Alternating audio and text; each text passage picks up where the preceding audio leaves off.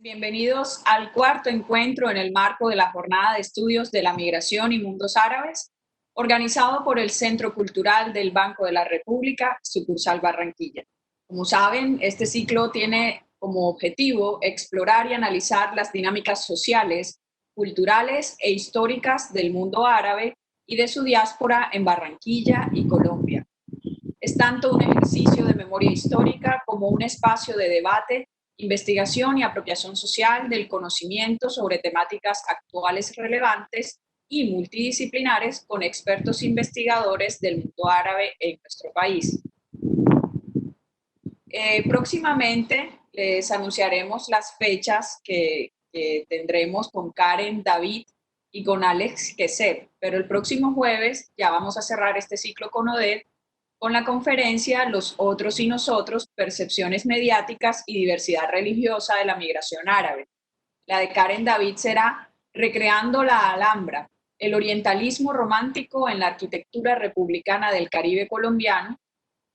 Y cerraremos con Alex Keseb con la conferencia Influencia y presencia de la gastronomía e ingredientes árabes en el Caribe. Entonces ya saben, el próximo jueves a esta misma hora estaremos con Oded. Les recuerdo la dinámica de esta actividad para quienes nos acompañan por primera vez.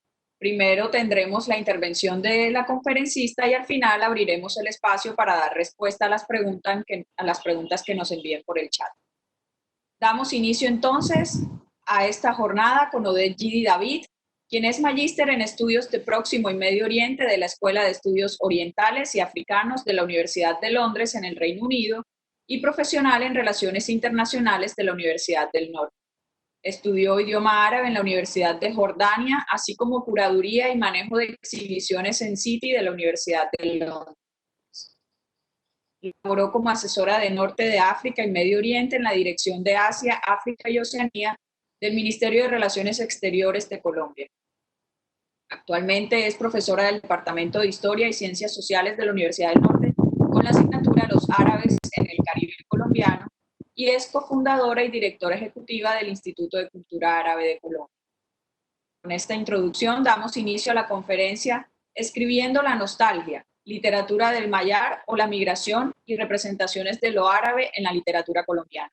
Bienvenida, Oded, y qué bueno tenerte nuevamente con nosotros. Muchas gracias una vez más y gracias obviamente al Banco de la República y el Centro Cultural Barranquilla por abrir este importante espacio. Yo creo que los que nos han acompañado a las últimas charlas se han dado cuenta de lo necesario que es este espacio y por mi parte me he dado cuenta que muchas personas han estado escribiendo después de que se acaban las charlas, buscando más información sobre sus familias, indagando si sus familias tienen o no algún origen árabe, descubriendo en muchos casos otra parte de su identidad y eso yo creo que es un gran logro. Solamente llevamos 4 encuentros, pero siento que se ha despertado una nueva ola de interés y precisamente esa era la idea. Entonces, el, antes de iniciar, les quiero confesar que el tema de hoy es supremamente denso y complejo, pero voy a hacer el mejor intento porque como siempre sea bastante ameno, agradable y se lo digo porque no es imposible que yo pueda abarcar en una hora todo lo que quisiera contarles sobre la literatura árabe o inclusive la literatura árabe en las Américas o inclusive cómo se han representado a los árabes en la literatura en las Américas. Si ven que es muy ambicioso querer abarcar todo esto. Entonces, voy a tratar de hacer una aproximación muy general, no es nada definitivo obviamente, ni tampoco pretendo ser 100% incluyente porque por el tiempo no se puede. También antes de comenzar quisiera compartir con ustedes que este tema, el tema de la literatura de la migración árabe, es algo que está muy poco desarrollado en Colombia. Cuando yo lo propuse como mi tesis de maestría, me dijeron que iba a ser muy difícil porque no se había escrito casi que nada para el caso de Colombia y que eso iba a ser más bien un tema de doctorado, pero aún así yo tomé este tema como mi tesis de maestría y lo que les voy a compartir con ustedes en gran medida son pues, conceptos, descubrimientos, básicamente que hice gracias a dedicarme a este tema en mi maestría. Entonces, por eso les digo, el tema es supremamente apasionante, pero es bastante denso. Pero yo estoy segura que a raíz de esta charla van a empezar a ver eh, a la diáspora árabe con otros ojos y además van a empezar a conectar todos los puntos que hemos estado viendo y se van a acordar por qué desde el primer momento les dije en la primera charla que era tan importante aproximarse al estudio de la diáspora árabe desde la óptica de los estudios postcoloniales. Van a empezar a entender un poquito por qué existe esa necesidad de estudiar eh, las expresiones literarias, artísticas, culturales producidas por estos pueblos en contextos postcoloniales, por ejemplo. Entonces, voy a empezar a compartir la presentación. Sí, Bueno, sí, perfecto. entonces, para comenzar, como vieron en el afiche de la diapositiva, del afiche de la conferencia de hoy, se dan cuenta que hay una portada. Esa portada corresponde a esta revista. Esta revista y otra que lastimosamente está casi que desintegrándose, está en muy malas condiciones, entonces no la quiero manipular en frente de ustedes, son los únicos dos ejemplares que he podido encontrar de la revista Unión. Si alguien, aprovecho, si alguien tiene algún ejemplar en sus casas, por favor me hacen saber, pero estos dos ejemplares que conservo pertenecieron a unos familiares y son de 1946. ¿Por qué quiero enfocarme en esta revista? Porque esta revista es como un eslabón perdido en lo que se había escrito y dicho y pensado sobre la diáspora árabe en Colombia hasta la fecha. Y a medida de la charla de hoy vamos a empezar a deconstruir esa afirmación que acabo de hacer. Entonces, esta revista, como les digo, va a ser nuestra protagonista y es bastante emocionante tener, pues, haber conservado esto, porque como yo les he mencionado, uno de los mayores retos que hay de estudiar la migración árabe es precisamente la falta de información disponible, la falta de un archivo que reúna todos estos documentos, revistas, fotos que tienen las familias hoy en día. Entonces, como acostumbramos a hacer en cada charla, un breve resumen, básicamente, no voy a demorarme. Estas charlas surgen con el propósito de llenar algunos vacíos que hemos detectado en el estudio de la migración árabe en Colombia, en un proceso de pronto de reflexionar desde qué perspectivas se ha escrito lo que se ha escrito y de repente revisar algunos preconceptos o algunas ideas que se repitieron constantemente en todo el corpus literario que nos antecede sobre lo que se ha escrito sobre los árabes. Y precisamente esta revista, como les digo, es un eslabón perdido porque permite desafiar y también a la vez provee una cantidad de información sobre cómo esta comunidad se veía a sí misma. Entonces, aquí vamos a alejarnos un poco de lo que otros han dicho sobre los árabes, lo que otros han escrito, y nos vamos a dar la oportunidad de explorar a la diáspora árabe desde sus propios textos, escuchando sus propias voces. Entonces, como vimos, esta diáspora básicamente se forma en Colombia, no es un caso único, es un caso muy común en todo el continente.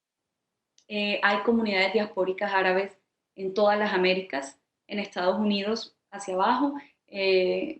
Realmente no hay un factor único, hay una convergencia de factores de empuje y de atracción, hay toda esta diversidad de causas.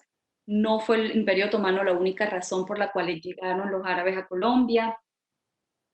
No han habido, no me parece que ha habido una buena periodización de la migración árabe en Colombia. Siento que eso es algo que todavía tenemos pendiente de reexaminar porque hasta hoy siguen llegando. Entonces hay como un gran vacío, una gran laguna sobre los estudios de la migración después de 1940, 50, realmente no se ha estudiado la migración posterior, es decir, 1970 en adelante. Y eso es algo que vamos a hacer la próxima sesión.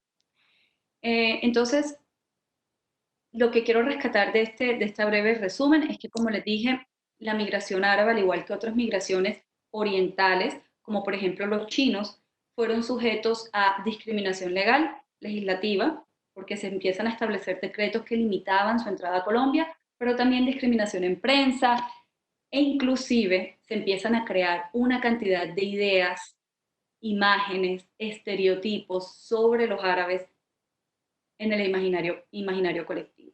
Cuando hablo de eso me refiero, por ejemplo, a obras literarias de grandes autores de Colombia, de colombianos. Entonces, ¿por qué es importante entonces estudiar estas estrategias de inserción de la diáspora? Porque como lo expusimos en la charla pasada, la diáspora árabe logró utilizar a su beneficio el Carnaval de Barranquilla y la gastronomía para crear puentes con la sociedad receptora, es decir, con Barranquilla.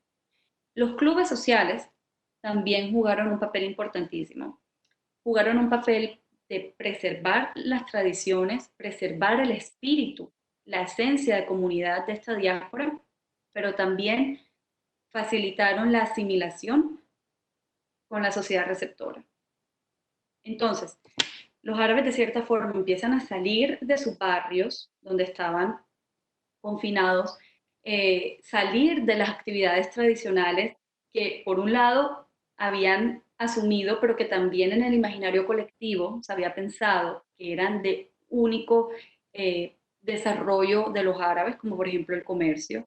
Empiezan a salir de todos esos estereotipos y también de esas fronteras geográficas, ¿cierto? Empiezan a salir de esos barrios a participar en eventos de la ciudad, como por ejemplo el carnaval, y todo esto se logra a través de, como les dije, los clubes, en el caso de Barranquilla, el Club Alhambra especialmente, y esto es algo que también sucede en otras partes de Colombia, se crean clubes en Cartagena, en Lorica, árabes participan en carnavales y en fiestas populares patronales en todo el país, entonces inicia realmente un proceso de verdadera integración y asimilación con la sociedad receptora.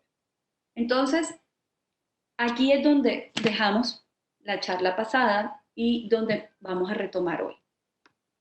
Porque ya hemos visto a modo general las características históricas, hasta cierto punto demográficas, que facilitaron la creación de esta diáspora. Pero lo importante y lo que yo me quiero concentrar ahora es cómo esta diáspora se veía a sí misma, ¿cierto?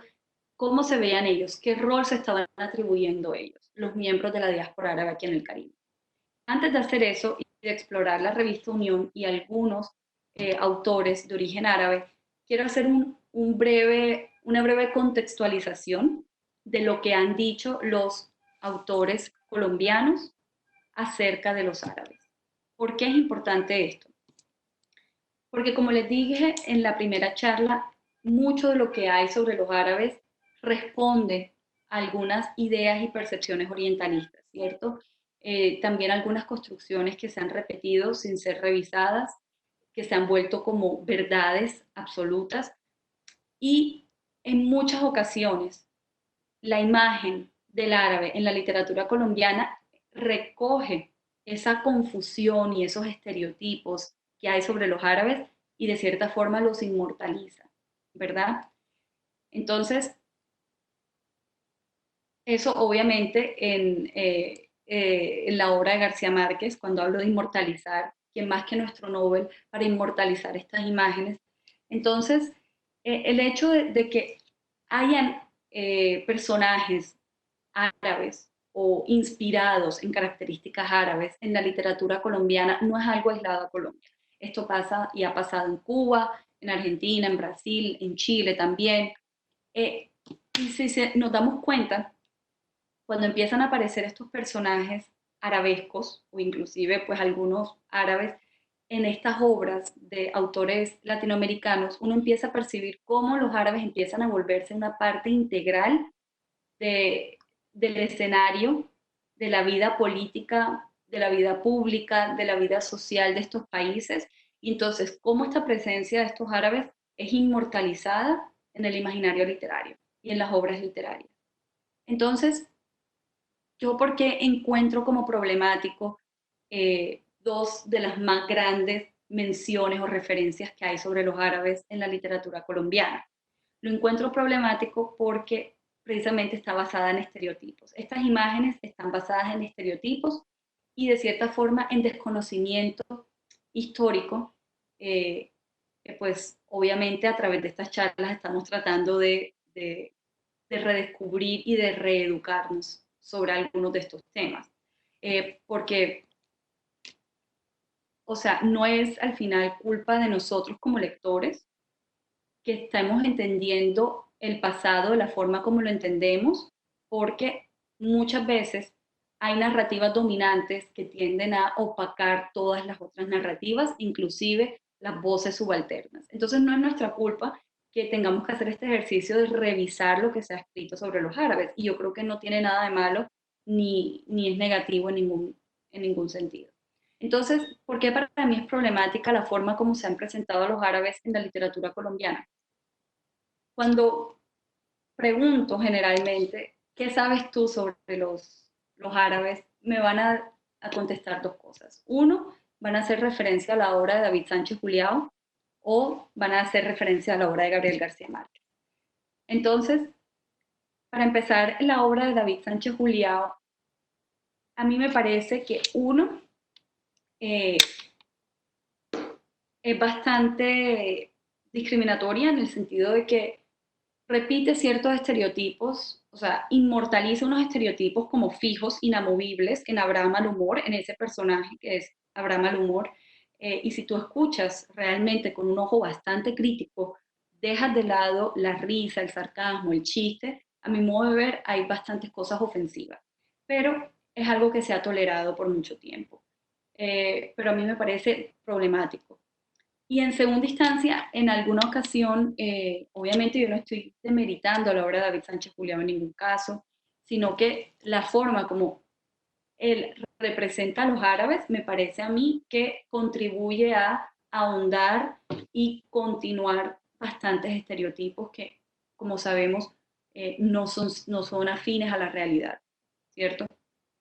También él en algún momento, él es de Lorica, los que no conozcan a David Sánchez Julián, muy, muy buen periodista y escritor y diplomático, y es brillante, pues, pero él llama a Lorica Lorica Saudita, debido a que Lorica estaba llena de personas de origen árabe. Entonces a mí me da risa Lorica Saudita, el nombre saudita, porque está haciendo referencia a Arabia Saudita, ¿cierto? Y Arabia Saudita no tiene nada que ver con la migración levantina que llega a las Américas. Entonces, esto no sé, de repente está en el imaginario cuando yo le pregunto a las personas, dime un país árabe, la gente enseguida me va a decir Arabia Saudita o Emiratos Árabes, porque son países en cuyo nombre oficial se encuentra la palabra árabe o Arabia. Entonces, digamos que la mítica Arabia. Entonces, el mundo árabe es mucho más que eso, ¿cierto? Eh, es mucho más diverso, es mucho más rico. Entonces, asociar a todo lo árabe con Arabia Saudita me parece un poquito orientalista. Entonces, por eso es que yo encuentro esto un poco problemático. Repito que calidad literaria, bueno, el aporte que hace David Sánchez Julião es brillante y es muy positivo, pero en la parte de contenido yo sí tengo estas observaciones, que de cierta forma repiten ciertos estereotipos que nunca realmente se han cuestionado. Entonces se toman como ciertos. Que el árabe pues era comerciante, que el árabe... Voy a dejar que ustedes mismos escuchen, está en YouTube, Abraham al humor, con la misma voz de David Sánchez Julião, que es bastante cómico. Pero bueno, y en segunda instancia, en la obra de Gabo, de Gabriel García Márquez, vemos repetidamente la aparición de turcos, ¿cierto? La calle de los turcos, inclusive vemos como en una de las obras el turco es el personaje principal. Y por supuesto me estoy refiriendo a Crónica de una muerte anunciada. Eh, Aquí en Crónica de una muerte anunciada, yo siento que por primera vez el árabe o el turco empieza a ser visto como una víctima, ¿cierto? Empieza a movilizarse la solidaridad en la novela, obviamente, hacia Santiago Nazar, ¿cierto? El árabe ya no es esa persona eh, invencible que llega aquí y surge y logra amasar grandes fortunas a pesar de sus orígenes humildes, sino que es visto como una víctima de una injusticia. Entonces, si ustedes leen detenidamente Crónica de una muerte anunciada, que de hecho, aparentemente, según lo que tengo entendido, el personaje real, la persona que fallece, no es de origen árabe en la vida real. No sé por qué el Nobel haya escogido un personaje árabe para representar a un personaje que no era árabe, pero bueno, miren cómo son descritos. Y aquí, en este párrafo, ustedes pueden, de cierta forma, entender cómo se ha visto al árabe aquí en Colombia a través de las décadas, sin que esa imagen sea cuestionada.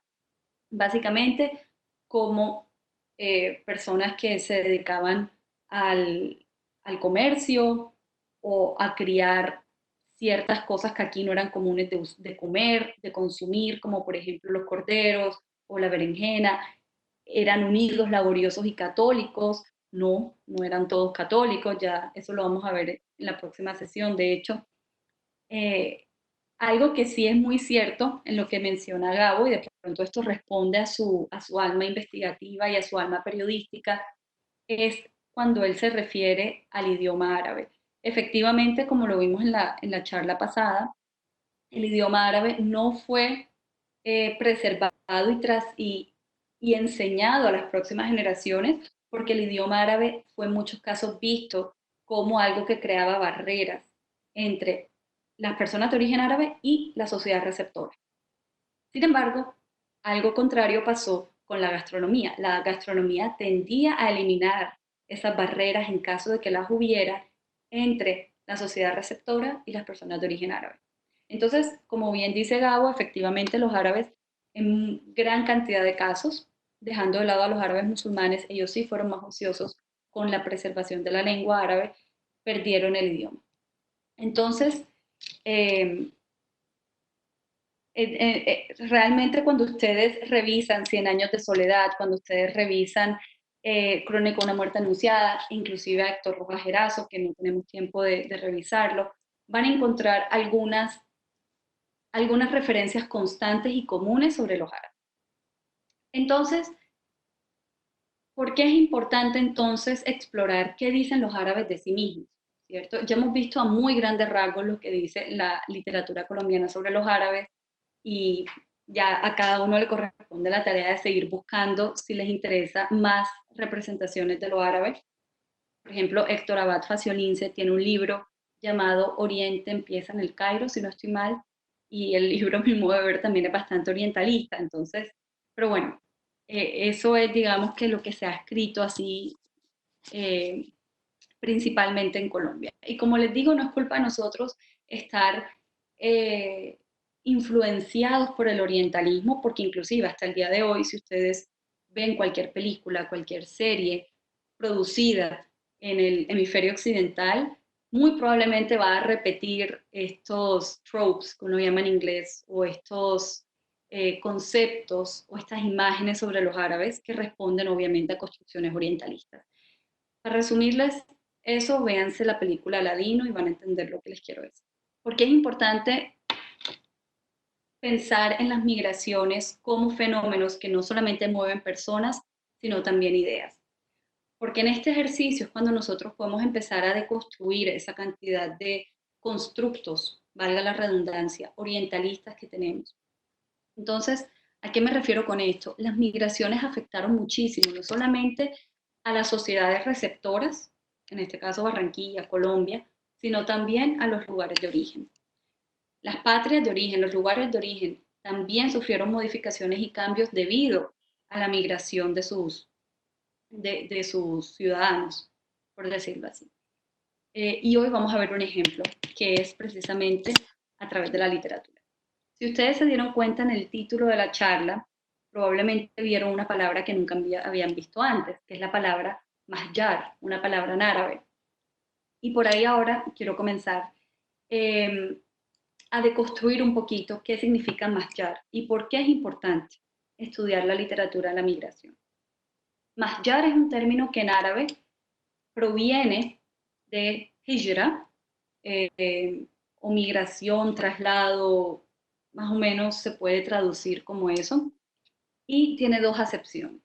En primer lugar, Masdar significa el lugar de la migración, y en segundo lugar, Masdar también se utiliza para describir una escuela literaria dentro de la literatura árabe moderna, ¿cierto? Entonces, aquí es cuando yo les digo que las migraciones suponen también el movimiento de ideas. Es increíble cómo en la diáspora, en las Américas, Norte, Sur, Centroamérica, se desarrolla el movimiento de renovación más importante de la literatura árabe moderna. No se desarrolla ya en el mundo árabe, sino que se desarrolla aquí, en el continente americano, de la mano de personas que habían emigrado, ¿verdad? Del Líbano, Siria y Palestina principalmente. Cuando me refiero a este movimiento, eh, uno puede situarlo más o menos entre 1880, 1930, 1940 eh, aproximadamente, cuando personas libaneses, palestinos y sirios, en su mayoría católicos, empiezan a escribir aquí en las Américas y a hacer todo un nuevo movimiento, a refrescar, a innovar, a modernizar la literatura árabe moderna. Entonces, ¿por qué es interesante y es importante y es relevante y no se ha hecho antes estudiar la literatura del Mayar en Colombia y en general en las Américas? Por varias razones. En primer lugar, permite reconstruir memoria histórica y experiencias colectivas de la diáspora. Y es que no se nos puede olvidar que es una escuela importantísima, que contribuyó con grandes cambios al canon literario árabe, ¿cierto? Moderno. Asimismo, permite escuchar la voz del subalterno, ¿cierto? Las voces propias, dejar de ver a los árabes a través del prisma o a través de imágenes preconcebidas anteriormente, a través de ciertos imaginarios, ciertas visiones orientalistas y empezar a verlos por lo que ellos mismos escribieron. Y en ese intento uno desafía ciertas construcciones orientalistas y además porque revisar la literatura de estos emigrados permite reconstruir o llenar vacíos de conocimientos académicos, ¿cierto? Permite explorar un poco cómo fue la vida privada, cómo fue esa dimensión social y cultural de los árabes a principios del siglo pasado aquí en las Américas. Entonces, cuando uno habla de la escuela o la literatura del Mayar, ¿verdad? Uno habla entonces de la literatura que es producida por estas personas emigradas de estos tres países del Levante aquí en las Américas. Y básicamente se crean dos epicentros, ¿verdad? A principios del siglo pasado. La escuela del Mayar de Norteamérica se centra en Estados Unidos, en especial en Nueva York. Yo sé que ustedes conocen a Jalil Gibran y esto es uno de los fundadores de la Liga del Cálamo, que es esta unión literaria que se crea y que agrupa a otros como por ejemplo Amin Rihani. Y en el sur, en Sudamérica, la literatura o la escuela del Mayar estaba centrada en Sao Paulo. ¿Cuál es el mayor, digamos, como se lo mencioné anteriormente, ese mayor aporte que hace la literatura del Mayar? Y es la prosa poética y el verso libre. Le aporta esto a la literatura árabe moderna. Entonces, lastimosamente, y varios académicos coinciden, por ejemplo, Cristina Cibantos, que ha estudiado muchísimo la literatura de los árabes en Argentina, coinciden que mucha más atención se le ha prestado a la literatura del Mayar del Norte, es decir, Gibran Jalil, etcétera, porque como ellos escribían en inglés, tenían una audiencia mucho más grande, mientras que los escritores del Mayar del Sur, de Sudamérica, aquellos que estaban en Sao Paulo, en Chile, no han tenido tanta importancia. Entonces, también es una tarea pendiente empezar a rescatar estas obras de estos autores, que de hecho aquí en las Américas muchos de ellos escribían en árabe. ¿Okay? Entonces, cuando uno, como se lo dije al principio, aquí yo no pretendo hablarles de literatura árabe, ni mucho menos, ni hacer un estudio a profundidad de la literatura latinoamericana, porque al final de cuentas, muchos de estos autores del Magyar del Sur son estudiados como autores latinos. Pero sí es interesante tener en cuenta las, las relaciones, ¿verdad?, que hay entre la literatura árabe y la literatura latina. Wal Hassan, que es un gran académico, identifica cuatro, tres y una cuarta, que es como una adición, relaciones entre la literatura árabe y la literatura latina. En primer lugar, él menciona la influencia y las conexiones que hubo y la inspiración que tuvieron muchos de los autores aquí en las Américas gracias a la presencia árabe islámica en la península ibérica. Obviamente sabemos que pues cuando cuando cae el Reino de Granada, básicamente coincide pues con la llegada de España, de los españoles aquí a las Américas. Entonces digamos que ahí hay como un proceso de transculturación interesante. Segundo, él menciona los poetas del Magyar, vuelvo y digo, los poetas de la migración. Tres, la literatura de los descendientes de árabes en las Américas en idiomas locales. Obviamente hoy en día muchos de los escritores, todos los escritores de origen árabe escriben en español, realmente. Ahorita vamos a ver el caso de Meira del Mar. Meira del Mar, a pesar de que sus padres nacieron en el Líbano, ella no escribió en árabe, ella siempre escribió en español.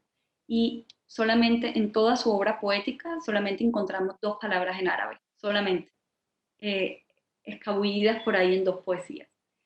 Y cuarto, Wal Hassan menciona pues, esta otra relación entre ambas literaturas, los escritos sobre cultura o inmigrantes árabes por autores no árabes.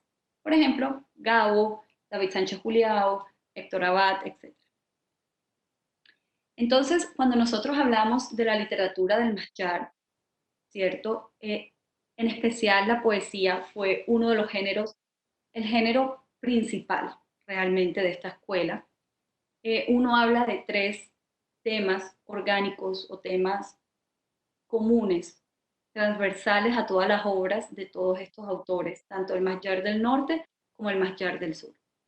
Y estos tres son básicamente nostalgia, pensamiento metafísico y deseo de libertad. Miren qué relacionado está esto con la Nahda o el Renacimiento árabe, el revival árabe, eso que vimos hace unas cuantas charlas, como una de las consecuencias, uno de los factores de empuje que motiva a muchos jóvenes intelectuales a migrar, a salir de Líbano, Sirio, Palestina bajo el Imperio Otomano, porque estaban influenciados por esta nueva corriente de, de deseo de libertad, de búsqueda de realización individual, personal, y eso no lo podían lograr bajo el Imperio Otomano. Entonces, en esta época, durante la Nahda, surgen muchísimos periódicos, hay un boom intelectual importante en estos países y también en Egipto.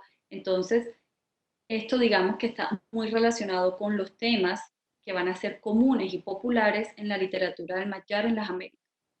Entonces, para ahondar un poquito en estos temas, cuando uno habla de nostalgia, pues esa añoranza a la patria perdida, la memoria de los seres queridos, el deseo siempre de retornar a un paraíso perdido, ¿cierto? En la memoria colectiva de los inmigrantes, siempre la patria de origen, a pesar de que salen de ella, siempre va a ser un paraíso perdido, ¿cierto? Siempre va a haber esa nostalgia por querer volver. Pensamiento metafísico, de hecho, esto es un gran aporte que hacen los autores del Magyar, y es que por primera vez empiezan a introducir mitos fenicios, árabes, espiritualidad oriental, cristiana en la literatura árabe, ¿cierto? Estas búsquedas metafísicas son muy comunes en la literatura del Magyar. En tercer lugar, el deseo de libertad. Primordialmente y principalmente inspirados por la situación en Palestina y también por la búsqueda de libertad en cualquier latitud. Por eso es que inclusive muchos de los árabes que llegan a las Américas se involucran en movimientos independentistas a principios del siglo pasado, finales del siglo XIX. Si ustedes son fans, o sea, si son admiradores de la obra de Meira del Mar, yo creo que están ahora mismo diciendo como, aquí veo a Meira. Y efectivamente, si ustedes revisan la obra de Meira del Mar, ustedes van a encontrar de manera repetitiva estos tres principios. Y ahorita se los voy a ejemplificar. Entonces, como les mencioné anteriormente, un poquito para acabar con esa parte un poquito tediosa del contexto histórico del Masjar, como les dije, los dos epicentros eran Nueva York y Sao Paulo. Penn League o la Liga del Cálamo se llamó la agrupación literaria a la que perteneció Jalil Gibran, y Sao Paulo, esta agrupación literaria en donde participó, por ejemplo, Elías Farhat, se llamó la Liga Andalusí. ¿Cuáles eran las diferencias? Claramente las habían.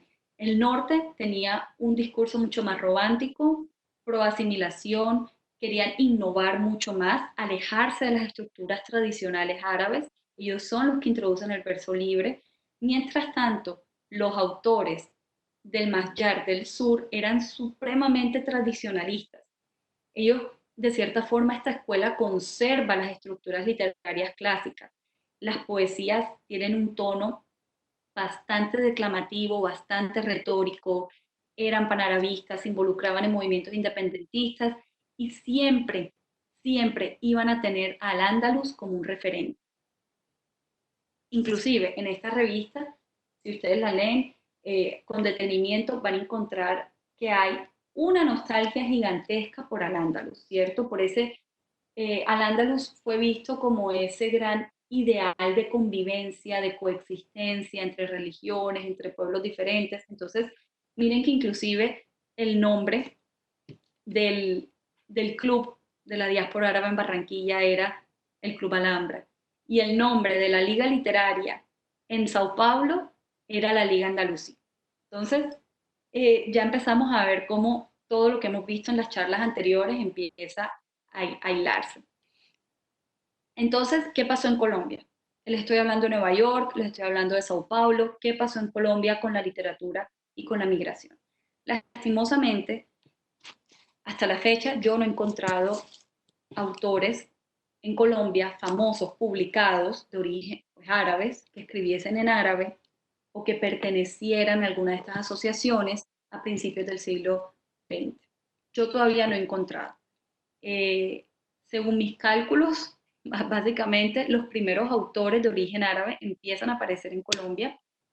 Ojo, autores árabes, autores publicados, porque si nunca fueron publicados, si simplemente escribieron para ellos mismos, para su círculo más cercano, y no tenemos acceso a ellos, realmente no podemos estudiarlos. Entonces, como autores publicados de renombre, empiezan a aparecer en la segunda mitad del siglo XX. Y yo creería que la primera fue Meira del Mar, Olga Chamselhaj. Por supuesto, su nombre original, esto era un seudónimo que ella utilizó. Entonces, digamos que Meira es la que inaugura, por decirlo así, esa generación de escritores de origen árabe aquí en Colombia. Entonces, ahí es cuando yo digo, bueno, efectivamente no podemos hablar de una escuela del Mayar en Colombia, como se habla en Nueva York o en Sao Paulo o inclusive en Chile, ¿cierto? Pero sí podemos hablar de que los principios orgánicos, ya se los dije, nostalgia, el deseo de libertad, la búsqueda de libertad, las búsquedas metafísicas, estos principios orgánicos sí van a estar presentes en la literatura de los descendientes, como por ejemplo en la literatura de Meira del Mar. Entonces, muy brevemente, y tengo la palabra algunos subrayados, porque como se los dije, no pretendo abarcarlos a todos y muy probablemente estoy dejando algunos autores por fuera, pero estos son los que más claramente le escriben a su identidad árabe, los que más claramente escriben la nostalgia. Así como si fuese un ejercicio de posmemoria, podemos verlo desde ese sentido, y eh, son los que realmente recogen en algunas de sus obras estos principios orgánicos del Mayar. Yo sé que los conocen, a muchos de ellos, la gran mayoría son poetas. ¿Y por qué hay tanto énfasis, por qué he hecho tanto énfasis en la poesía y por qué la poesía ha tenido un rol tan importante en el Mayar, en la migración? Y es porque la poesía en general, en el mundo árabe, en la literatura árabe, tiene un papel especial, un papel reservado, un rol importante, más que cualquier otro género literario, ¿cierto? Inclusive el Corán, que fue como el primer gran libro que se escribe en lengua árabe y del cual descienden muchas de las reglas gramaticales árabes, está escrito en verso, ¿cierto? Entonces ya se pueden imaginar y dimensionar la importancia de la poesía para la cultura de los árabes. Entonces, acá hay algunos, si se dan cuenta, miren que la gran mayoría son del Caribe, son de la región Caribe, y aquí tengo algunos ejemplos. No sé si algunos conocen a Monique Facuse, por ejemplo, este poema, ella se lo dedica a sus abuelos inmigrantes palestinos, así lo tiene ella en su libro, y si se dan cuenta, todo el tiempo es una recordación a la patria perdida, una nostalgia por la patria, ¿cierto? Una añoranza por volver, una búsqueda de identidad muy afín a los principios del Mayar. También tenemos, por ejemplo, a Raúl Gómez Hatín, bastante complejo, todos sabemos este personaje como persona y como poeta, como escritor, eh, que esta parte, obviamente estos son fragmentos, estos no son los poemas completos, los que estoy poniendo acá. Miren esta parte donde dice con su soledad en esos dos idiomas. O sea, miren cómo ya empieza él a plantear cómo su abuela expresaba o vivía en una soledad en esos dos idiomas, en el español y en el árabe. Giovanni Quesep, Canción del Exiliado, es realmente conmovedora. Miren ese deseo de él de retornar, miren cómo él se imagina a Biblos en el Líbano, como una ciudad de lapislázuli, y queriendo ser esa aventura entre los tamarindos, algo muy propio del Caribe, y la parra, algo muy propio de los países árabes mediterráneos. Entonces, miren cómo está esa búsqueda de presente en esta generación, esta segunda, tercera generación de personas de origen árabe aquí en Colombia. Uno de mis preferidos, sin duda alguna, el gran Jorge García Usta, que falleció muy temprano, lastimosamente. Él tiene todo un poemario titulado El Reino Errante, dedicado, y también tiene unos ensayos buenísimos sobre la migración, sobre la diáspora árabe. Inclusive él analiza la imagen de los árabes mucho en la literatura colombiana. Y miren cómo él se imagina la salida de un personaje ficticio desde Damasco, a través de Beirut, hacia otros mares, hacia otras realidades, ¿cierto? Eh, él habla de que ya no cabe más soledad en esas tierras, que van en busca, más allá de ese mar opulento, pues, de otros horizontes. Obviamente, Meira del Mar, en el poema Inmigrantes, que de hecho fue traducido hace poco al idioma árabe, y me parece espectacular que un traductor egipcio radicado aquí en Cincelejo haya traducido este poema al árabe, y realmente es muy conmovedor escuchar a Meira en el idioma que hubiese sido de ella si los papás de Meira, de Olga, no hubiesen emigrado a Colombia. Y este es el primer poema, yo se los dije al principio, que Meira del Mar utiliza solamente dos palabras en árabe en toda su obra poética, que es bastante extensa. Y pues precisamente las dos palabras que utiliza son bled, que es balad en árabe clásico, moderno estándar, disculpen, que significa patria. Entonces, ya empezamos a ver aquí uno de los primeros principios de la literatura del Mayar en Meira del Mar, ¿verdad? Y la segunda palabra, nada más y nada menos que la palabra Adra. Adra en árabe significa virgen, ¿verdad? Y ella lo utiliza en el poema Anunciación. Entonces aquí vemos otro principio del Mayar, ¿cierto? El pensamiento, la influencia de la espiritualidad cristiana, ¿cierto? Si bien, yo se lo dije al principio, muchos de estos inmigrantes, en especial los de Estados Unidos, en la Liga del Cálamo todos eran cristianos, entonces digamos que la espiritualidad cristiana influenció y tuvo mucha presencia en los escritos de estos autores del Mayar. Entonces, dense cuenta que acá Meira ya ha demostrado dos de los principios orgánicos del Mayar, ¿cierto? Esa añoranza por la patria perdida, por el Bled, esas búsquedas metafísicas o presencia de la espiritualidad, utilizando la palabra Adra en este poema, y finalmente un tercer principio que es la búsqueda de la libertad, ¿cierto? Estas búsquedas por justicia, por libertad, reflejada en esta elegía, básicamente, que Meira le compone a Leila Khaled. Leila Khaled, como una militante palestina, ella le escribe esto es un fragmento, pero el poema es supremamente conmovedor. Los invito a que lo lean, es muy fuerte. Y Meira siempre quiso saber sobre Leila, ¿cierto? Ella se pregunta en el poema, ¿dónde estás? ¿Qué fue de ti? ¿Qué te pasó? Y de hecho, nunca la pudo conocer realmente, pero es muy interesante cómo Meira le escribe una elegía a Leila Khaled. Y realmente aquí es cuando me parece interesante ver cómo estos escritores de origen árabe empiezan a tratar de relacionarse con sus países de origen a través de sus escritos. Meira le escribe a Leila Khaled y Meira también le escribe a Gibran Khalil. Pero, por ejemplo, en el caso de Jorge García Usta y de Monique Facuse, que los vimos anteriormente, ellos dos le escriben a Mahmoud Darwish. Ellos le escribieron poemas, le dedicaron poemas a Mahmoud Darwish. Y Mahmoud Darwish, para aquellos que no lo conozcan, es, por decirlo así, el poeta nacional palestino. Entonces miren aquí cómo no importa si el origen de estos poetas era libanés en el caso de Meira, o sirio en el caso de Jorge García Busta, o pues palestino en el caso de Monique Facuse, el deseo de escribir la Palestina o de relacionarse con Palestina está presente. Y bueno, ahora lo prometido es deuda,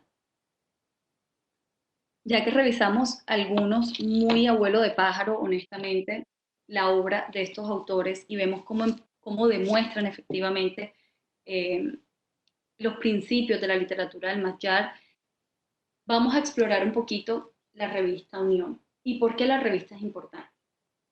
En primer lugar, la revista desafía, sin meternos en la parte cultural o literaria, desafía algunas de las cosas que creíamos sobre la migración árabe. Por ejemplo, la revista en primer lugar se sostenía con pautas publicitarias, ¿cierto? Avisos comerciales.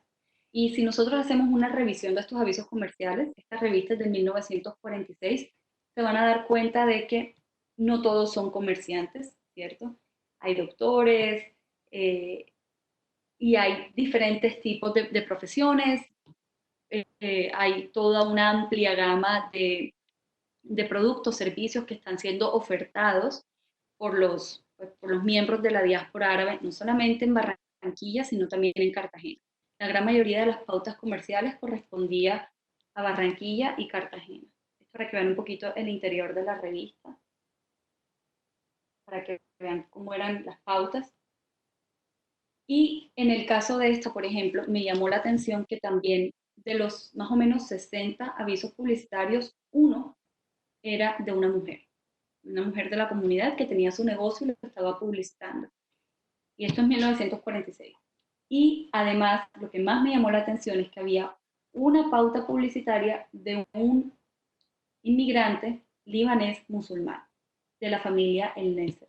Entonces, esto nos dice, oye, para 1946 no era cierto de que todos los árabes que habían acá, que habían llegado, eran cristianos. También había musulmanes. Y es importante recuperar y reconstruir la historia de estas familias que en muchos casos su identidad islámica tuvo que ser transformada o silenciada, porque para 1946 recordemos que no era tan fácil hablar de diversidad de culto, diversidad religiosa, derechos religiosos aquí en el país, ¿verdad? Entonces, esta revista realmente aparece tardíamente. ¿A qué me refiero con eso? Para más o menos entre 1912 y 1930, habían 10 publicaciones en Chile en árabe. En Colombia realmente no se han encontrado publicaciones como estas en Chile, o en Argentina, o en México, o en Brasil, y realmente la primera publicación orgánica creada, producida por la comunidad árabe en Colombia es esta. Es la revista Unión de 1945. La revista fue creada por el Centro Juvenil Árabe, que si se recuerdan de la charla pasada, el Centro Juvenil Árabe era un órgano del Club Alhambra, y este club, como bueno, ya lo vimos en la charla pasada, cumplió un propósito muy importante para asociar y también para integrar a la comunidad árabe. Y uno de los miembros más importantes del Centro Juvenil Árabe era Meira del Mar. Si nosotros revisamos la revista Unión, vamos a encontrarnos que la encargada de la redacción era la señorita Olga Chams. Ahorita yo se los muestro en la presentación. Entonces, digamos que este pudo haber sido el inicio literario de Meira del Mar, ¿verdad? Pudo haber sido, ya ella había publicado algunos poemas, ya estaba comenzando su vida literaria, los había publicado de hecho en una revista en otro país, no en una revista acá, pero Meira tuvo una influencia importantísima en esta revista. ¿Qué nos dice también esta revista? Nos demuestra que para 1945 ya la diáspora árabe en Barranquilla y en Cartagena, en la costa, había alcanzado un nivel de estabilidad económica que le permitía dedicarse a, de cierta forma, preservar, proteger, pensando también en las nuevas generaciones, su identidad, bien fuera a través de la creación del club como a través de la creación de la revista Unión. Entonces, esto es importantísimo, y además porque los periódicos, bueno, en este caso es una revista, pero de cierta forma cumplen un papel similar, porque los periódicos que se crean en el continente por las diásporas árabes esencialmente sirven para divulgar información sobre su comunidad, para promover las actividades comerciales, para de cierta forma hacer un poquito de publicidad o lavado de imagen sobre su comunidad ante la sociedad receptora, ya que pues en muchas ocasiones los árabes no tenían un papel de decisión, un rol de decisión en los periódicos locales, entonces en muchas ocasiones no podían controlar lo que decía la prensa sobre ellos, entonces en muchos casos ellos tenían su propia prensa, ¿verdad? También estos periódicos, estas publicaciones servían para mantener el contacto entre las diásporas y sus lugares de origen, o inclusive entre diferentes diásporas. Entonces, estas revistas realmente, al igual que los periódicos, cumplían un papel cultural eh, muy importante en la diáspora. No eran simplemente unas publicaciones trimestrales porque sí, sino que cumplían un rol importantísimo para la comunidad.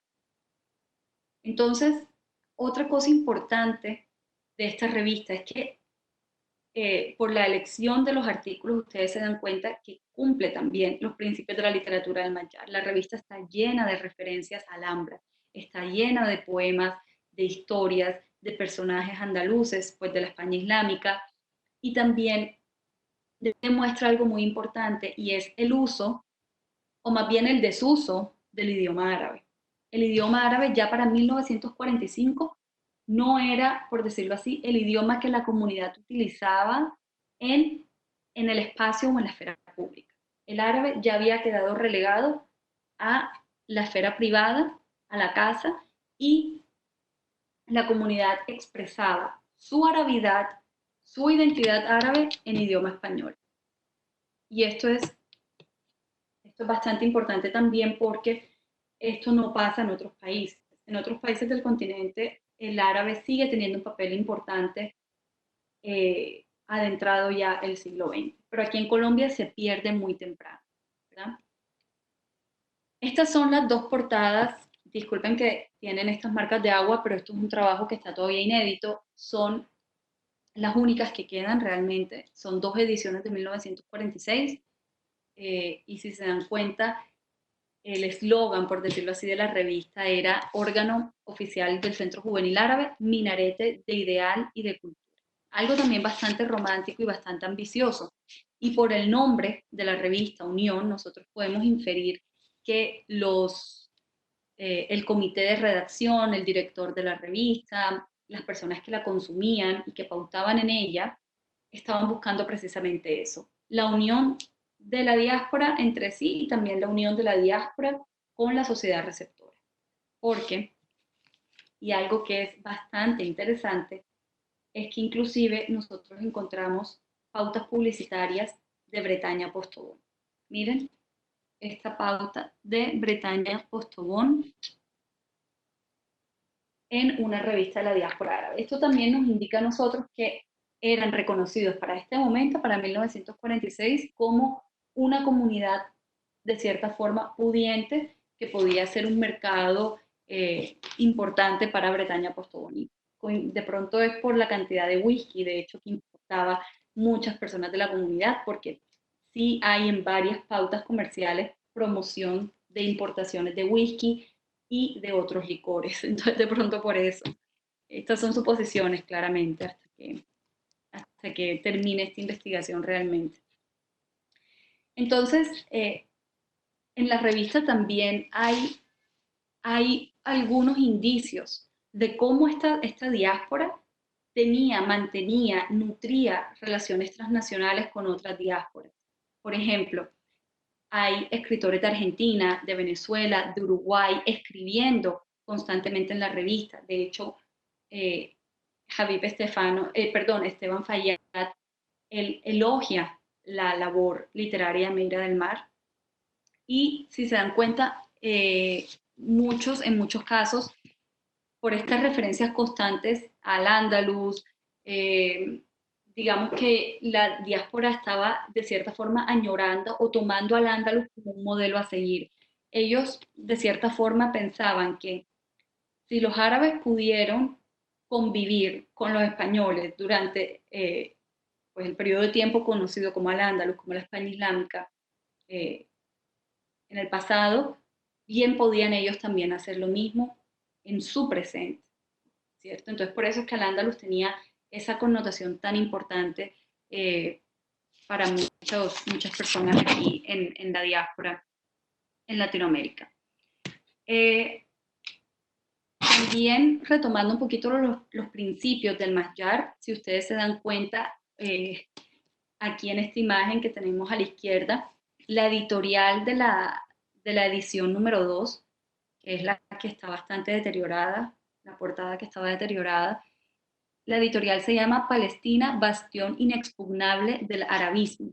Eso es bastante panarabista, eso es bastante afín a los deseos de libertad, ¿cierto?, del Mayar. Y en la editorial de la edición 3, de la tercera edición, que es la que les mostré, esta, la editorial se titula Progreso catalítico del pueblo árabe. Entonces, inclusive el contenido de la revista era en sí bastante político. Y también ellos traducían artículos de la prensa a los países árabes. Inclusive había mucha referencia al tema de Palestina y también mucha referencia al tema del Líbano.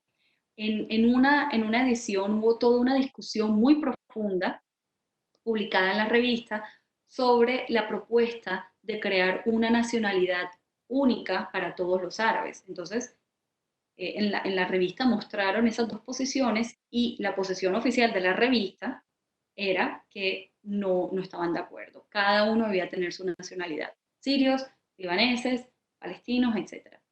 Y es importante, ¿por qué es importante para mí estas lecturas? Porque nos dicen qué pensaba realmente la comunidad. Y es que si las personas que pautan y las personas que leen no están de acuerdo con el contenido de la revista no hubiese, en primer lugar, sido publicada o se hubiera podido mantener, ¿cierto? Entonces, eso me da un indicio a mí de que realmente la gran mayoría de la diáspora árabe aquí en la costa estaba de acuerdo con estas discusiones, estaba de acuerdo con esto que recogía el sentimiento Es decir, esta revista recogía el sentimiento de gran parte de la comunidad árabe. Y acá en la parte derecha ustedes pueden ver el programa permanente, los principios, la ideología detrás de la revista. Y es bastante curioso porque ellos, pues los editores querían de cierta forma formar una conciencia arábiga en el continente americano, y a mí me llama la atención el último, establecer una íntima afectividad arábigo-americana, ¿verdad? Digamos que eran, ellos estaban hablando de pronto desde, aquí se pueden leer mejor los principios, aquí están, los tres que más me llaman la atención. Ellos estaban hablando un poco desde ese estatus de personas inicialmente no gratas, vistas como esos orientales que traían enfermedades o que no venían a mejorar la raza. ¿Se acuerdan que lo vimos en una de las primeras charlas de todas esas restricciones legislativas? Entonces, de pronto, ellos estaban hablando desde esa posición, estaban tratando de combatir precisamente esos estereotipos y esos prejuicios que existían, proponiendo que ellos, como árabes, habían sido importantísimos para el desarrollo de la civilización occidental, ¿verdad? Eh, Miren que ellos como misión tienen precisamente dar a conocer los logros, los avances de la civilización de los árabes a Occidente. O sea, ellos querían de cierta forma hacer, no un lavado de imagen, pero sí mostrar otra cara de lo que ellos eran, ¿cierto? De lo que eran los árabes realmente. Y lastimosamente no podemos saber si esto tuvo efecto o no, no podemos saber realmente si esta revista salió de las fronteras de la comunidad, si era consumida por otro tipo de público que no fuese la comunidad, pero aquí nos damos cuenta de esa necesidad tan grande que los árabes en ese momento sentían que tenían, de poder transmitir su verdadera imagen, de transmitir su verdadera historia para contrastar o de pronto desafiar esos estereotipos que se habían creado sobre ellos. Y acá, como les había dicho, acá hay una imagen de las pautas comerciales que realmente incluyen desde venta de arroz hasta importación de camisas, hasta garajes automovilísticos, hasta doctores, etcétera. Y de Cartagena y Barranquilla, como les dije. Y gran parte de los comercios estaban ubicados muy cerca, tanto en Barranquilla como en Cartagena, ¿cierto? Eso también lo podemos ver a través de las direcciones de los lugares. Entonces, ya para cerrar y dar paso a algunas preguntas, si las hay, me parece interesante que, pues, en primer lugar, repensemos la literatura. Repensemos el rol tan importante, fundamental y a veces ignorado que tiene la literatura para entender fenómenos sociales, inclusive entender fenómenos históricos. Repensar la literatura que se ha escrito sobre los árabes en Colombia, no solamente la literatura, la ficción, sino también la literatura académica que se ha escrito, porque documentos como este nos muestran que efectivamente ya no se puede hablar de una migración, o sea, efectivamente se debe hablar de una diáspora. Miren, a través de estas discusiones que alcancé a mencionarles, el tema de la ciudadanía en el Líbano o el tema de Palestina como bastión inexpugnable del arabismo, demuestran que estas comunidades tenían una muy estrecha relación y vinculación con sus patrias de origen. Y esto es algo muy propio de una diáspora. También, otra conclusión, es importante que busquemos a nuestro Jalil Gibran. Yo he afirmado que Meira del Mar es para nosotros lo que Jalil Gibran es para la comunidad árabe americana o para las letras americanas. Pero nos queda la tarea de saber si aquí en Colombia hubo autores que escribieron en árabe o que escribieron antes de Meira, 1910, 20, y que tuvieron algún tipo de renombre o fama, ¿verdad? Y una tercera conclusión es pensar si es posible hablar de una literatura post-Mayar, porque como vemos, la escuela del Mayar no incluyó autores en Colombia, ¿cierto? Cuando Meira empieza a publicar, ya los autores del Mayar de Brasil, por ejemplo, ya habían publicado toda todita su obra. Por ejemplo, Elías Farhat en la década de 1950 ya tenía toda su obra publicada. Meir apenas estaba comenzando. Pero aún así, estos autores, Meira, Usta, Kesset, Hatin, Facuse, etcétera, y muchos más que no estoy mencionando, representan y reflejan los principios de la literatura del Mayar.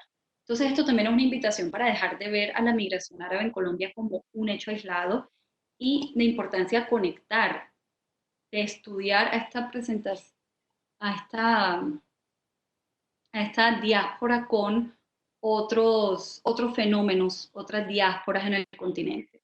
Y también conectarla con lo que sucedió y está sucediendo en los países de origen.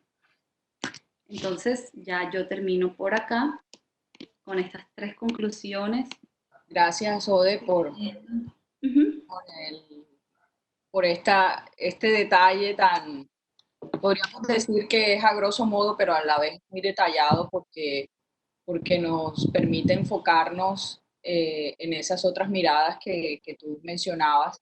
Y me llama también la atención que de pronto para un tópico de una futura investigación o que puedas incluir, también puede ser cómo los escritores de aquí, de Barranquilla, pues tú mencionaste a Gabo y a Meira del Mar, pero también acuérdate que en esa época de los 40 hubo un gran movimiento de revistas literarias eh, y en algunas de ellas, por ejemplo, Álvaro Cepeda Zamudio escribía su óptica de cómo él veía esta diáspora árabe, ¿no? ¿Qué pensaba él sobre lo que estaba sucediendo en ese momento, que fueron unos años cruciales en la historia de estos países? Entonces, podría ser también como enriquecedor desde la mirada también de aquí hacia allá. Es que hay mucho, inclusive todavía hay muchos autores colombianos jóvenes que están surgiendo, que también hablan y se pretenden acercar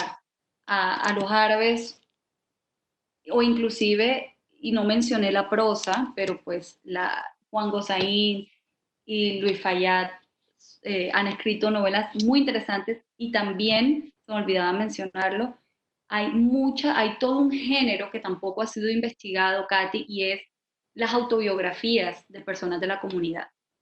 Y ahí incluyo la de Henry Char, la de José Abuchaibe, la de un señor Mufdi, una señora Libos. Hay muchas autobiografías que tampoco se han estudiado. Entonces, la invitación también es un poquito a dejar de ver a la diáspora a través ¿cómo lo diríamos? Desde la óptica comercial, desde sus aportes económicos, que sí es muy válido, desde los archivos, pero dejarla de ver desde esa óptica y desde los archivos, y empezar a verla desde sus textos, porque me parece que es bastante importante también. Entonces, por ahí vi una pregunta. Pero primero, ya como nosotros, ya son aquí las 5:12, no sé qué hora es en China, nos están saludando desde Harbin en China y desde Argentina también. Entonces, Uy, sí, para aquí rápidamente, cuando refiero críticamente al orientalismo, claro, es el concepto de Edward Said siempre, él es la gran guía espiritual y académica mía. Aquí Marcela me comenta, Juliao creo que es de origen árabe. No, Juliao no es de origen árabe. Aquí pues hay una sugerencia que recite algo en árabe, pero no tengo el poema a la mano, lastimosamente, pero les dejo un video en donde pueden escuchar a Meira del Mar, al poema Inmigrantes en árabe. Pueden escucharlo recitado por este traductor egipcio que hizo la traducción. Eh, Disculpen, voy a enviárselos a todos. El poema de Meira traducido al árabe. Ahí lo pueden escuchar en YouTube, perdón, en Facebook. dice, Natalie Livos pregunta, ¿sabes de pronto si hubo algún movimiento artístico en artes plásticas similar a lo que ocurrió con la literatura del Mayar? No, estoy casi segura que no. O sea, no.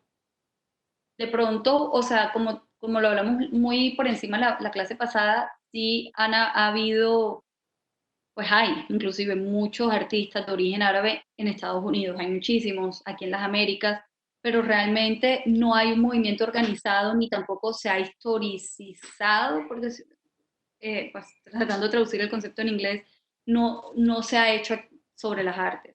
Realmente no se ha hecho, no existe, o sea, no se ha agrupado, no ha habido un movimiento innovador o un movimiento común, una escuela que agrupe a los artistas plásticos de la diáspora, no hay, la verdad. Sí, exacto. Hay artistas que quienes están produciendo casi que desde lo privado, Sí. pero como organización, sí, tampoco.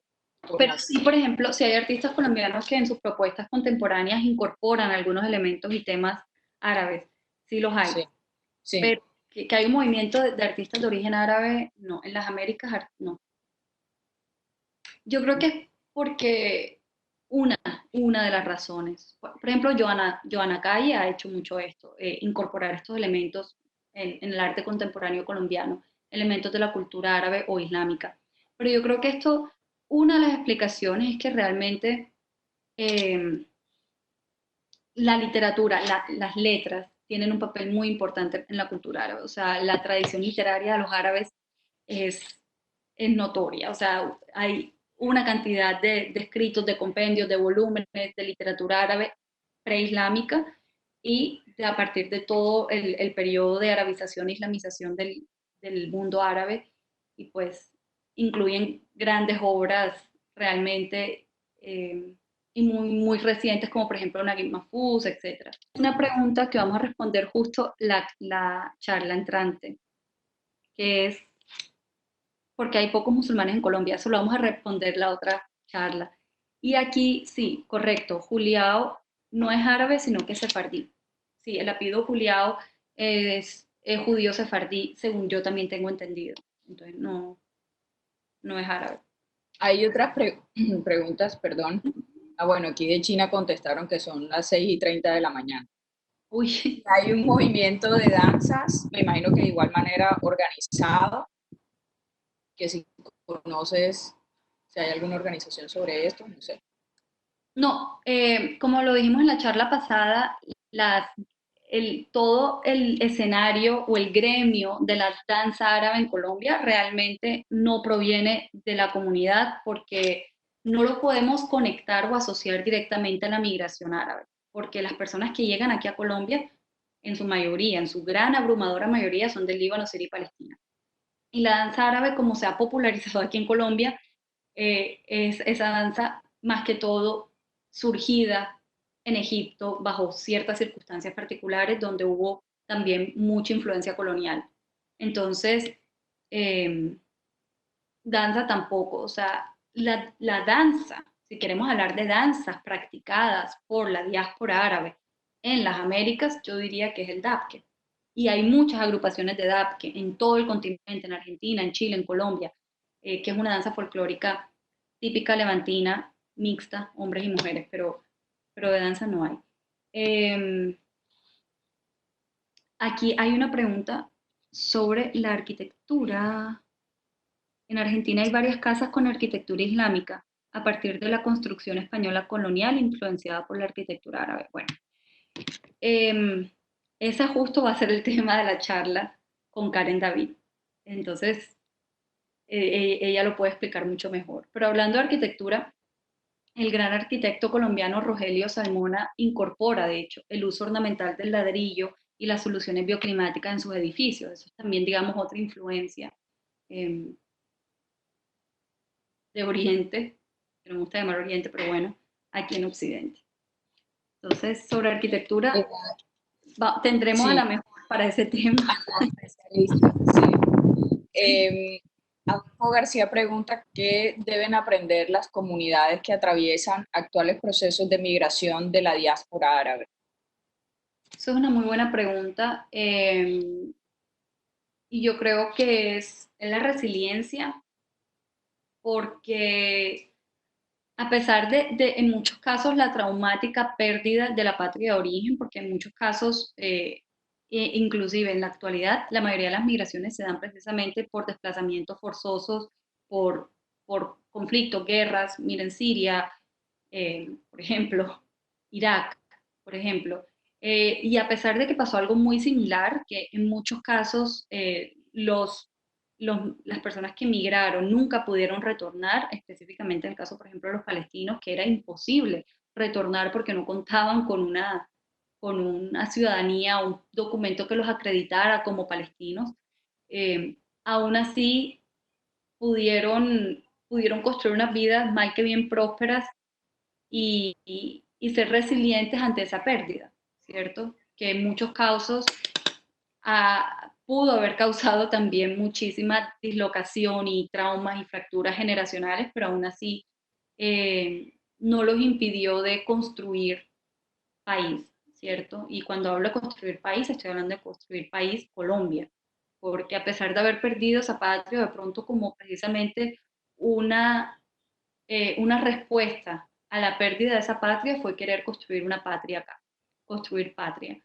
Pero obviamente esto fue hecho a través de un proceso muy doloroso de perder y no poder regresar a su patria. Entonces yo creo que ese aspecto de resiliencia puede ser algo eh, que puede ser algo de admirar, por decirlo así, algo que se pueda exportar de la experiencia migratoria árabe. Hay un Sí. comentario de Miguel Pardo, dice, admiro profundamente la cultura árabe, cuyos aportes al álgebra, derivadas, cálculos, algoritmos, así como la medicina, arquitectura, poesía y tantas ramas del saber. ¿Por qué se le sataniza resaltando su patriarcalismo, sumisión de la mujer y fanatismo religioso?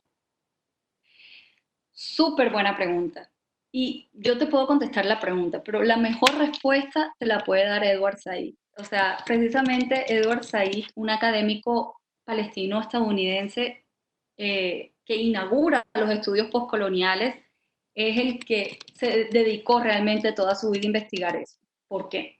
Porque si estamos hablando de que el renacimiento europeo, fue posible gracias a las traducciones y las obras, como bien lo dijiste, esos avances que mencionaste, y las traducciones y las obras producidas por intelectuales árabes, musulmanes y judíos en la España islámica, ¿por qué la imagen que tenemos de los árabes es simplemente terrorismo, fundamentalismo religioso, machismo, etcétera?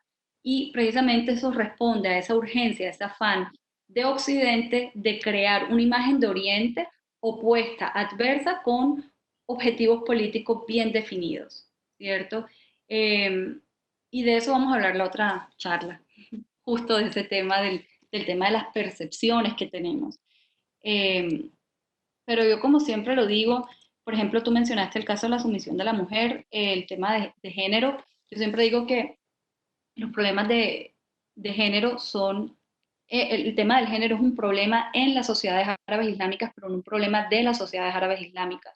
O sea, no es un problema orgánico. Yo creo que el tema del machismo y de las luchas feministas realmente es algo que trasciende a todas las sociedades, que no se puede circunscribir en una sociedad porque sea oriental o porque sea asiática o porque sea africana. Aquí en el hemisferio occidental tenemos varias formas, varias manifestaciones también del patriarcado y del machismo y también, o sea, es decir, es una lucha universal realmente.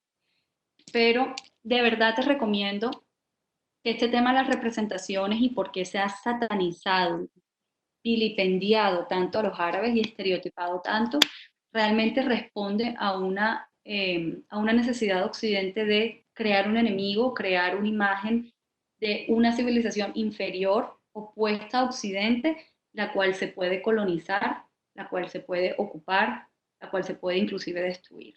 Porque realmente eso es lo que ha pasado, por ejemplo, en el caso de Irak. Irak es cuna de la civilización, pero Irak fue casi que destruida realmente eh, y soportada por este discurso orientalista que trasciende a la política y modifica la política de algunos países, el discurso político. Entonces, te recomiendo realmente a Edward Said para ese tema. Sí, el libro se llama Orientalismo. Uh -huh. Está hasta disponible en internet. Sí, Es sí, sí. clásico, tan clásico que Sí. está resumido, traducido, hay videos, hay de todo. Bueno, no, la invitación es a que se unan para la próxima charla del otro jueves, porque muchas de las preguntas que hicieron en esta están ligadas, van a estar ligadas a la charla del próximo jueves. Dice, ¿qué tan influyente es la filosofía árabe medieval en en el Renacimiento árabe? En la Nasta, en la Nasta, que yo sepa, me tocaría revisar porque en lo que yo he estudiado sobre la Nasta no hay realmente menciones directas a eso. Entonces tendría que revisar. Si quieres, escríbeme y yo puedo revisar en mis fuentes y te Y paso. para finalizar, Sí. ya para cerrar, tenemos una pregunta que creo que es de la persona que está en China. Dice, me Terrible. gustaría, me gustaría saber por qué en el Caribe colombiano se acogió un instrumento musical tan europeo como el acordeón y no ocurrió lo mismo con uno árabe como el oud o el Bueno, derbak. de hecho, eh, eso sería interesante preguntárselo a expertos en migraciones europeas, pero muchos de los instrumentos que nosotros usamos aquí, no solamente en Barranquilla, sino en Occidente, son descendientes de instrumentos árabes, de hecho. O sea, el laúd, de hecho, hay muchos instrumentos occidentales que son directamente descendientes de instrumentos árabes. Entonces, por lo menos eso me tranquiliza, aunque el acordeón sea tan popular, también hay muchos de esos instrumentos que usamos acá. Ahora mismo no tengo la lista, pero le encuentran fácilmente en internet de los instrumentos que son de origen árabe y que usamos de manera cotidiana en Occidente. Bueno, ya con esto cerramos. Nos mandan saludos, sí, desde La Plata, Argentina. Te mandan muchas felicitaciones. Felicitaciones al próximo jueves, 18 de junio, donde volvemos a encontrarnos con nuestra magíster en estudios árabes. Eh, y, y bueno, de verdad que agradecerle su presencia aquí y no se pierdan los contenidos que ya vamos a estar publicando en Banred Cultural, en YouTube, que son las grabaciones que hemos ido haciendo con Odette a lo largo de estas últimas semanas. Entonces los esperamos. Gracias, Odette. Gracias a todos por acompañarnos y nos volvemos a encontrar alrededor de la diáspora árabe el próximo jueves. Muchas gracias.